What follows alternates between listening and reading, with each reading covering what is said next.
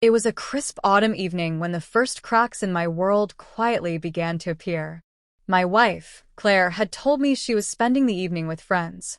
That left me home alone, nursing a bottle of wine and an old classic movie to pass the time.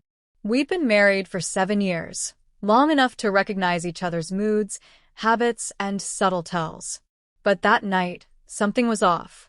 Her voice on the phone had sounded just a little too cheerful, her laughter a touch too exaggerated. Still, I pushed the feeling aside, convincing myself not to overthink it. Claire came through the door just after midnight, giggling like a teenager sneaking in past curfew. Her cheeks were flushed, her hair slightly messy, and she smelled distinctly of someone else's cologne. A sick feeling churned in my stomach, but I managed to smile, pretending nothing was wrong. She flopped onto the couch, kicked off her heels, and flashed me a carefree grin. "You're in a good mood," I said, setting my glass aside. "Yeah, it was a great night," she replied, her voice unnaturally high and giddy. "The girls and I had such a good time. Nothing wild, just drinks and laughs." I nodded, studying her more carefully. Glad to hear it. As the evening wore on, I noticed her avoiding eye contact. She clutched her phone like it was a lifeline. A seed of suspicion rooted itself in me, but I stayed silent. Confrontation wasn't my style, not yet at least. I decided to wait, observe. After all, trust was the foundation of our marriage. Or so I had believed. The morning after. The next morning, Claire was unusually cheerful, humming as she cooked breakfast. Her phone buzzed several times, but she never reached for it. When she stepped out of the room, I couldn't resist. Heart pounding, I picked up her phone. We knew each other's passcodes, one of those symbolic signs of trust that now felt painfully ironic. "What I found shattered me." "Last night was amazing. I can still feel your touch." The message came from someone named M. My vision blurred as I scrolled through a stream of texts. Photos followed, taken in a dimly lit hotel room. Claire laughing, wine glass in hand, wrapped in the arms of a man I didn't recognize. It hit me like a punch to the chest. I placed the phone back exactly where I found it. No rage, not yet. I needed clarity. A plan. Claire returned moments later, kissed my cheek, and handed me a plate of eggs, smiling as if nothing had happened. How could she do this? How could she pretend everything was fine?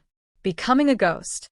In the days that followed, I became a ghost in my own home, watching, listening, piecing together the depth of her betrayal.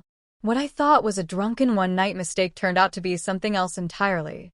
Claire and had been meeting regularly for months, stealing time I thought she was spending at work or with friends. I didn't confront her. Not yet. Instead, I started collecting evidence, screenshots, photos, even receipts she left carelessly in her purse. I studied her patterns, every lie she told becoming a thread in the web I was quietly weaving. On the surface, I was still the doting husband, cooking her favorite meals, laughing at her stories, even planning a weekend getaway for just the two of us. She seemed relieved, maybe even convinced my affection meant forgiveness. Little did she know, I was laying the foundation for her downfall. The weekend getaway. I planned the trip meticulously. A cozy cabin in the mountains, quiet, remote, surrounded by nature. Claire was ecstatic, saying it was exactly what she needed. I packed everything, even my new camera gear, something she thought was just a recent hobby. She didn't question it. Our first night there was idyllic on the surface. We drank wine by the fire, reminisced about our early days, even danced under the stars. But my mind was elsewhere, focused on the moment my plan would unfold. The next morning, I told her I wanted to take some photos of the sunrise. She smiled sleepily and curled deeper into the blankets. I walked out with my gear, but I didn't take landscape shots. Instead, I placed cameras strategically around the cabin, capturing angles that would later tell the real story. When she woke up, I suggested a hike. She hesitated at first, but eventually agreed. We spent hours wandering through golden trails, and for a moment, I almost forgot. Almost. Triggering the trap. That evening, her phone buzzed constantly. She glanced at it, her face tensing. Work stuff, she muttered, brushing it off. But I knew better. At dinner, I poured her glass after glass of wine, refilling it before it ever reached empty. She laughed easily, blissfully unaware of the storm forming just beneath the surface. While she was in the bathroom, I took her phone, sent a single message to, let's end this. Then I deleted the entire thread, erasing the digital trail. The final blow. By the time we returned home, Claire was her usual self again, light, laughing, free. But the mask cracked when she reached for her purse and froze. Her face drained of color. "Where is it?" she muttered, voice shaking. "What's wrong?" I asked with feigned concern. "My wedding ring, it's gone," she whispered, tears filling her eyes. "Oh no," I said, masking my satisfaction. "When was the last time you saw it?" I don't know," she stammered, guilt flashing across her face. Of course she didn't. I had hidden it. That ring, our symbol of commitment, was now just another piece in my revenge. Revelation. The next morning I set everything in motion. On the kitchen table sat a neatly organized folder. Photos, messages, receipts. All the proof of her affair, laid out in painful clarity. Claire found it minutes later.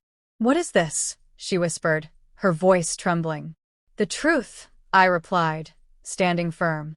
"The truth you've been hiding from me for months." She tried to explain, to justify, but I raised a hand. "I don't want your excuses, Claire.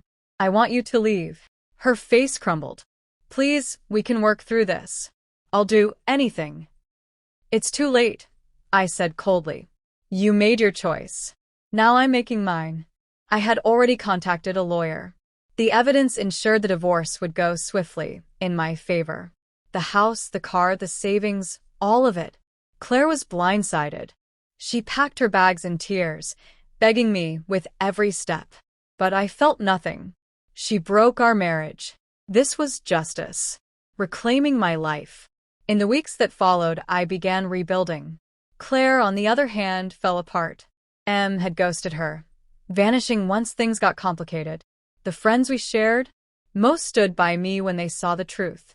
She lost everything. One quiet evening, I sat on the porch with a glass of whiskey, reflecting on the whirlwind of pain and betrayal. The hurt was still there, a dull ache in my chest, but alongside it was a sense of peace. I had taken back control. I refused to be the victim. Claire's laughter no longer haunted me. Now, the only sound that echoed was my own, a laughter born not from bitterness, but from strength, from survival, and from the sweet, cold satisfaction of revenge.